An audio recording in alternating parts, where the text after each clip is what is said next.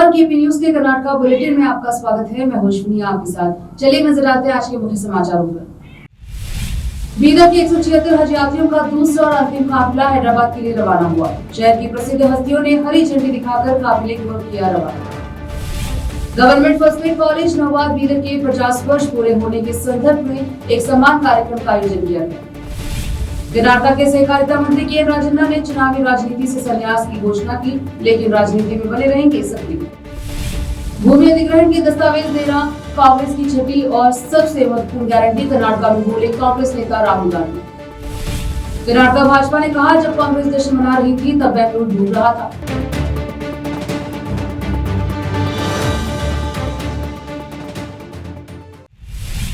अब समाचार विस्तार से।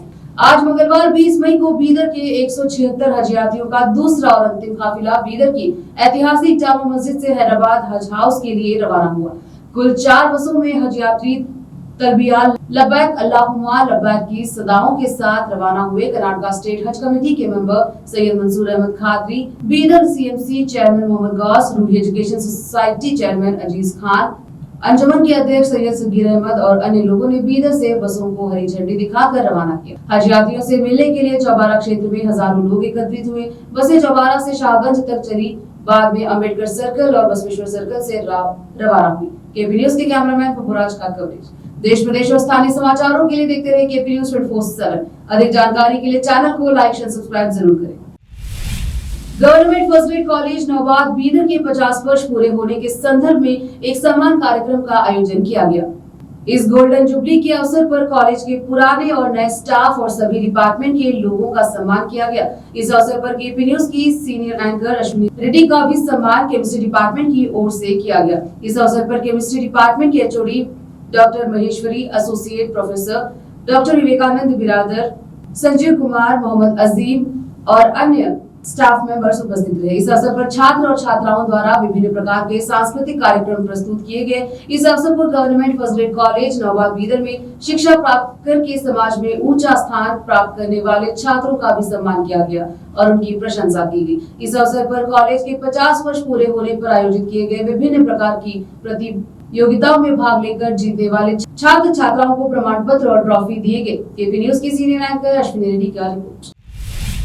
कर्नाटक के सहकारिता मंत्री और मधुगिरी के विधायक के राजन्ना ने घोषणा की है कि वह चुनावी राजनीति से संन्यास ले लेंगे, लेकिन राजनीति में सक्रिय बने रहेंगे। कांग्रेस के अनुसूचित जनजाति समुदाय के प्रमुख नेता राजन्ना, जो कर्नाटक प्रदेश कांग्रेस कमेटी के अध्यक्ष पद के भी उम्मीदवार हैं, ने कहा, मैं पहले से ही 75 साल का हूँ। अगला चुनाव 2028 में होने तक मैं 78 साल का हो जाऊंगा। अगर मैं चुनाव लड़ता भी हूँ और जीतता भी हूँ तो स्वास्थ्य कारणों से लोगों की सेवा करना मुश्किल होगा, इसलिए मैं अगला चुनाव नहीं लड़ूंगा, लेकिन मैं राजनीति में सक्रिय रहूंगा। मैसूर में मीडिया कर्मियों से बातचीत में उन्होंने कहा, मेरी राय है कि युवा सितारों को अवसर दिया जाना चाहिए।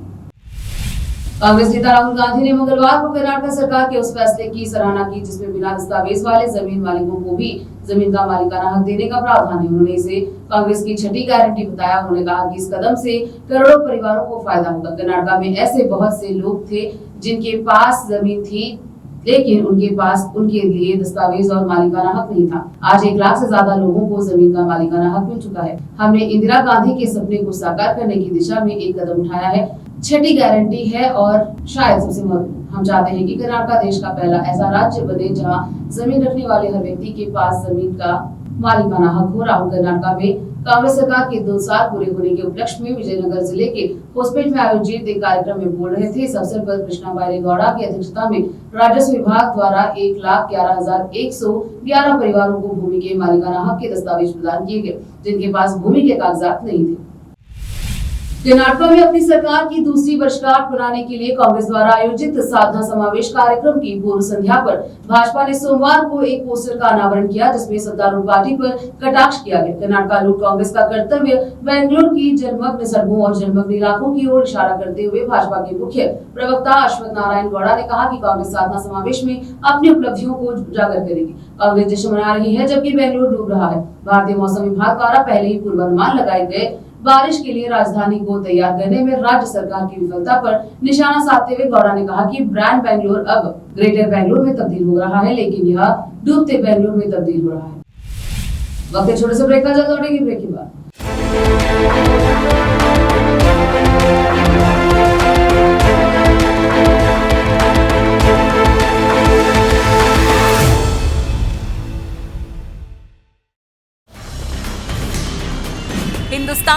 कोने में हम हैं मौजूद। 24 घंटे हालात पर गहरी नजर, खबरों से जुड़े चुपते सवालात, और आपको दिखाता है धार्मिक, सामाजिक, राजनीतिक, लोकल और इंटरनेशनल न्यूज की सबसे बेहतर कवरेज, जो आपको रखती है हर पल बाखबर। देश और दुनिया भर की खबर के लिए देखते रहें KP news 24/7। Noor education trust Bidar की ओर से चलाए जाने वाला Noor MEd and BEd college Bidar, recognised by NCTE Delhi and affiliated to Bidar University Bidar. Admission are open for the academic year 2023-24. विशेषज्ञ और सक्षम शिक्षकों द्वारा शिक्षा प्राप्त करने के लिए नूर एमएड एंड बीएड कॉलेज में दाखिला लें और शांत वातावरण में शिक्षा प्राप्त करें। बीदर शहर में बेहतर शिक्षा का एकमात्र केंद्र Noor MEd and BEd college, Shahpur gate, Bidar. Phone numbers 9945283920, 8482221297। Break के बाद स्वागत है आपका, देखते हैं समाचार। विधानसभा में विपक्ष के उपनेता अरविंद बेलाट ने सोमवार को विधानसभा अध्यक्ष यूटी खादर से बेंगलुरु में होने वाले अखिल भारतीय स्पीकर्स सम्मेलन से पहले 18 भाजपा विधायकों का निलंबन रद्द करने का आग्रह किया। बेलाट ने यहां संवाददाताओं से कहा कि भाजपा की कई दलीलों के बावजूद स्पीकर ने हमारे विधायकों का निलंबन रद्द करने से इनकार कर दिया। अगर वह हमारे अनुरोध पर ध्यान देने से इनकार करते तो हम स्पीकर सम्मेलन के दौरान उनके फैसले का विरोध करते हुए प्रदर्शन करेंगे। उन्होंने खादर को याद दिलाया कि सुप्रीम कोर्ट ने महाराष्ट्र विधानसभा अध्यक्ष द्वारा विधायकों को 1 साल के लिए निलंबित करने को अतार्किक और अविवेकपूर्ण बताया। पाकिस्तानी आतंकवादियों के ठिकानों को सफलतापूर्वक नष्ट करने वाले सैनिकों के प्रति आभार व्यक्त करने के लिए निकाली गई विजय तिरंगा यात्रा बारिश में भी सफलतापूर्ण निकाली गई। यात्रा का आयोजन शिमोगा नागरिक मंच द्वारा किया गया। विजय तिरंगा यात्रा रमन्ना इष्ट पार्क से गांधी बाजार होते हुए शिवप्पा नायक सर्किल से टी सिरप्पा शेट्टी सर्किल तक निकाली गई। मन्ना शेट्टी पार्क से शुरू हुई तिरंगा यात्रा के करीब 700 मीटर लंबा भारतीय राष्ट्रीय ध्वज था। यात्रा शुरू होते ही वरुणा नदी आ गई। खास बात यह रही कि शिमोगा के छात्रों और नागरिकों ने बारिश के बावजूद यात्रा को रोके बिना राष्ट्रीय ध्वज को हाथों में लिया। करीब 1000 लोगों ने बारिश में भी राष्ट्रीय ध्वज को हाथों में लिया। इस यात्रा का उद्देश्य प्रत्येक व्यक्ति में देशभक्ति की भावना जागृत करना था। यात्रा में भूतपूर्व सैनिकों, राष्ट्रवादियों और देशभक्तों सहित अनेक लोगों ने भाग लिया। बेंगलुरु शहर में भारी बारिश के कारण बाढ़ और जलभराव की स्थिति पैदा हो गई है। इसके कारण कई इलाकों में पानी भर गया है। आधिकारिक आंकड़ों के अनुसार शहर के करीब 104 मिलीमीटर बारिश हुई। केंगेरी जैसे खास इलाकों में 132 मिलीमीटर, चौदेश्वरी नगर में 103 मिलीमीटर, कोरमंगला में 96 मिलीमीटर और महादेवपुरा में 93 मिलीमीटर बारिश हुई। बाढ़ के मद्देनजर बृहद बेंगलुरु महानगर पालिका बीबीएमपी लोगों की समस्याओं और बारिश से हुए नुकसान को दूर करने के लिए तेजी से काम कर रही है। बीबीएमपी के मुख्य आयुक्त महेश्वर राव लोगों को तत्काल सहायता प्रदान करने के लिए विभिन्न विभागों के अधिकारियों को जुटा रहे हैं। कमिश्नर ने बताया कि integrated command and control centre ICCC और इमरजेंसी हेल्पलाइन शुरू कर दी गई है। हमारी टीमें लोगों की शिकायतों पर तुरंत कार्रवाई कर रही है। सरकार और मुख्यमंत्री के निर्देशों का पालन करते हुए हमने शहर भर में 206 प्रभावित क्षेत्रों की पहचान की। हम उन क्षेत्रों में राहत कार्य कर रहे हैं।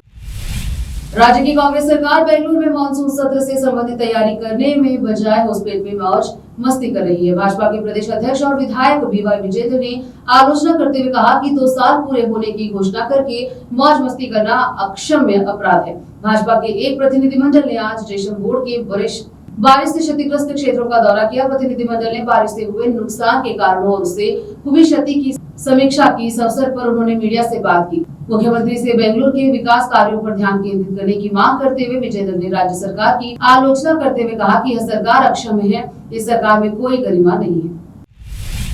हम जहां भी है, जो भी हो रहा है, हमारा कर्तव्य बेंगलुरु के सम्मान की रक्षा करना है, ऐसा उप मुख्यमंत्री DK शिव कुमार ने कहा। सदाशिव नगर स्थित अपने आवास के पास बोलते हुए उन्होंने बेंगलुरु में हुई बारिश की आपदा पर प्रतिक्रिया व्यक्त की। कहा कि 2 लोगों की मौत हुई है और ये मामला कल रात प्रकाश में आया। मैंने कल सभी को भेजा था, मैंने सभी को निर्देश दे दिया। सभी लोग फील्ड में हैं और हर चीज पर ध्यान दे रहे हैं। किसी को भी घबराने की जरूरत नहीं है। हमारी प्राथमिकता लोगों की जान बचाना। हमने सभी से संपर्क करने की व्यवस्था कर ली है। कल CM कुछ जगहों पर जाएंगे। मैंने कल रात सभी जगह का दौरा किया। आखिर में फिर एक बार देखते हैं मुख्य समाचार।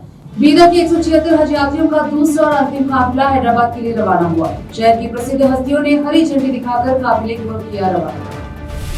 Government first aid college Nawad Bidar के 50 वर्ष पूरे होने के संदर्भ में एक सम्मान कार्यक्रम का आयोजन किया गया।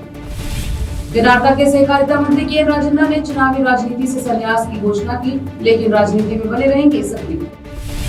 भूमि अधिग्रहण के दस्तावेज देना कांग्रेस की छठी और सबसे महत्वपूर्ण गारंटी, कर्नाटक में बोले कांग्रेस नेता राहुल गांधी। कर्नाटक भाजपा ने कहा, जब कांग्रेस जश्न मना रही थी तब बेंगलुरु डूब रहा था।